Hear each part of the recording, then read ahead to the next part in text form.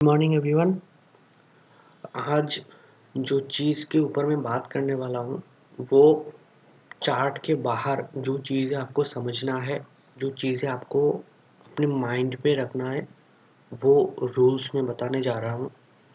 जो final step है, मतलब टेक्निकल के ऊपर ये फाइनल स्टेप है।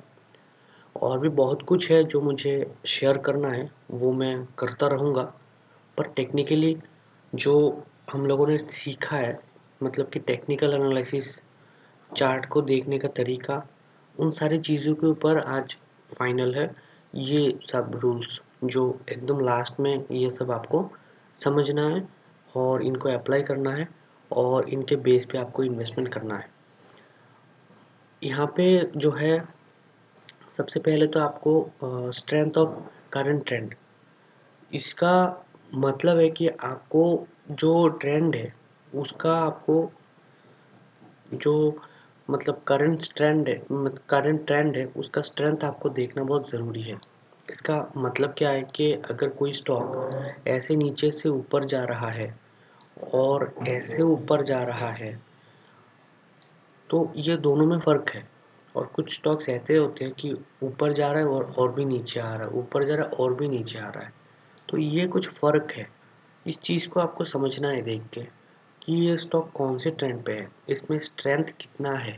अगर स्ट्रेंथ सही है तो आपको एंट्री लेना है, अगर स्ट्रेंथ कम है तो आपको उसको इनिशियल स्टेज के लिए छोड़ देना है, क्योंकि आप जो इन्वेस्टमेंट कर रहे हो वो अगर लंबे टाइम के लिए फंस गया तो आपके साइकोलॉजी में इम्पैक्ट होगा, जो चीज़ शायद ही आपको कोई बताएगा। मैं आपको बता रहा हूँ ये खुद के एक्सपीरियंस से। एक होता है मैच्योरिटी ऑफ करंट स्टेज। मतलब क्या है कि आप जिस स्टॉक को देख रहे हो उस स्टॉक में कितना मैच्योरिटी है वो समझना भी ज़रूरी है। वो आपको चार्ट में दिख जाएगा। मतलब एक चार्ट, उसका आपको हिस्टोरी देखना है और करंट स्टेज देखना है, तो आपको समझ में आ जाएगा कि वो चार्ट पहले क्या कर चुका है और अब क्या कर रहा है। अब ऐसा तो नहीं कि चार्ट अभी तक 100-200% तक रिटर्न दे चुका है। अगर दे चुका है तो उसके बाद वो क्या साइडवेज जाने वाला है? अगर वो साइडवेज जाने वाला है तो आपका पैसा फंस जाएगा। और वो क्या फॉल करने वाला है? अगर फॉल भी करता है तब भी आप लॉस में हो। तो आपको ऐसा कोई चार्ट चूज़ करना है जो उसका करंट ट्रेंड या तो बहुत ही हाई लेवल पे है, मतलब बहुत स्ट्रेंथ से ऊपर जा रहा है, या फिर ऐसा होना चाहिए जो एक साइडवेज मूवमेंट में है। जब उसको ब्रेक करेगा तब वो अच्छा खासा मोमेंटम देने के लिए वो तैयार है। ऐसे किसी स्टॉक को आपको नहीं लेना है जो ऑलरेडी बहुत सारा रिटर्न दे चुका है और उसी के ऊपर आप घुस रहे हो। वो करंट स्टेज उसका बहुत ही हाई लेवल पे है और उसी में आप घुस रहे हो। ऐसा नहीं होना चाहिए। तो इस चीज़ को भी आपको ध्यान रखना है। Risk to reward ratio of a new position, इसका मतलब क्या है? रिवॉर्ड जो होता है और ये जो रिस्क होता है, उन चीज़ों को देखना एक न्यू पोजीशन बनाने से पहले। मतलब क्या है कि आपको मिनिमम 1:2 रखना है। हालांकि आप कभी कभी 1:1 भी रख सकते हो, इनिशियल स्टेज की बात कर रहा हूँ। पर एक स्टेज के बाद जब ये सब कुछ क्लियर हो जाएगा तब से आपको 1:2 का मिनिमम ट्रेड लेना है। रिस्क टू रिवार्ड के ऊपर मैंने वीडियो बनाया है। अगर आपको इसके बारे में ज़्यादा नहीं पता तो वो वीडियो जाके चेक कर सकते हो। और फिर भी आपको कुछ क्वेश्चंस हो तो वो आप कमेंट सेक्शन में बता सकते हो।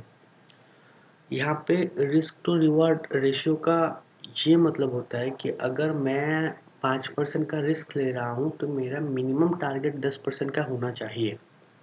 1:2, 5% के ऊपर का मुझे रिस्क लेना भी नहीं है। मतलब मैं जितना कैपिटल एक स्टॉक में लगा रहा हूँ वहाँ पे मेरा 5% से ज़्यादा रिस्क नहीं होना चाहिए एक स्टॉक पे। अब उस स्टॉक में अगर मैं देखता हूँ कि वहाँ पे मुझे 7-8%, 10% का स्टॉप लॉस दिखा रहा है, मतलब जो रिस्क है वो दिखा रहा है, तब मुझे क्या करना है? वही बात है, ये जो नीचे वाला पॉइंट है, potential entry level for new long position. मतलब जो एंट्री लेवल है उसका पोटेंशियल कितना है, उसका नीचे का रिस्क कितना है, ऊपर का जो है वो तो मतलब रिवार्ड है। रिवार्ड मतलब एक हम प्रोबेबिलिटी के साथ बैठे हैं इतना रिवार्ड ये हमें दे सकता है। पर पोटेंशियल लेवल मतलब जो लेवल पे हम लोग बाय कर रहे हैं उसके कितना नीचे हमें हमें एसएल लगाना है। अगर मान लीजिए कोई स्टॉक हमें दिखा रहा है 10% 15% का एसएल, तो हमें उसमें वेट करना है कि वो प्राइस और थोड़ा नीचे आएगा तो हमें कम एसएल मिलेगा। अगर वो प्राइस नीचे नहीं आएगा तो इतना एसएल बड़ा है तो हम लेने के लिए तैयार नहीं हैं। इस चीज़ को आपको क्लियरली समझना होगा।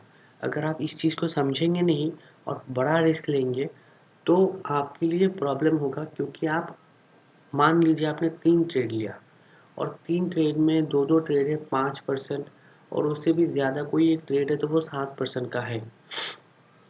अब दोनों ट्रेड सही चल गया। अभी तीसरा ट्रेड जो है वहाँ पे आपको 12-13% का एसएल दिखा रहा है और वो आप लेके बैठ चुके हो और मार्केट आपके अगेंस्ट में है, मतलब वो चार्ट आपके अगेंस्ट में जा रहा है। तब क्या होगा कि वो 12% एसएल लगाने जाएगा। तो वो एसएल जब हिट कर देगा तब यहाँ पे क्या होगा कि आप एक साइड पे 5%, एक साइड पे 7% का स्टॉप लॉस लगा के बैठे हो और वहाँ पे 1:2 का टारगेट ले रहे हो और कहीं पे 10-12% का एसएल लगा के बैठे हो जो आपका 10-12% लेके चला जाएगा। तो आप ओवरऑल बहुत सारे प्रॉफिट में रह सकते थे, पर आप बहुत सारे लॉस में रहोगे या फिर आप ब्रेक इवन पे रहोगे, मतलब पूरा मेहनत पानी में। तो इस चीज़ को भी समझना है, क्योंकि यहाँ पे आपको बिजनेस जैसा इसको ट्रीट करना है। ये कोई जॉब नहीं है और ये कोई गैम्बलिंग नहीं है। आपको चीज़ों को समझ के सिस्टम वाइज काम करना है, तब जाके आपका पैसा बनेगा। तो वो चीज़, हर एक चीज़ को आप स्टेप बाय स्टेप करोगे तब जाके आपको मालूम पड़ेगा कि ये कितना काम करता है। तो आप इन सारी चीज़ों के ऊपर थोड़ा ध्यान दो। ये मैं चार्ट के बाहर की चीज़ें जो मैंने आपको बताया है इन चीज़ों के ऊपर भी थोड़ा ध्यान दो। और कुछ एक्स्ट्रा है जो मतलब फंडामेंटल एनालिसिस और कुछ एक्स्ट्रा नॉलेज है जो मैं शेयर करता रहूँगा। आज के लिए बस इतना ही। वीडियो अगर अच्छा लगे तो लाइक एंड सब्सक्राइब ज़रूर करिए दोस्तों। Thank you so much.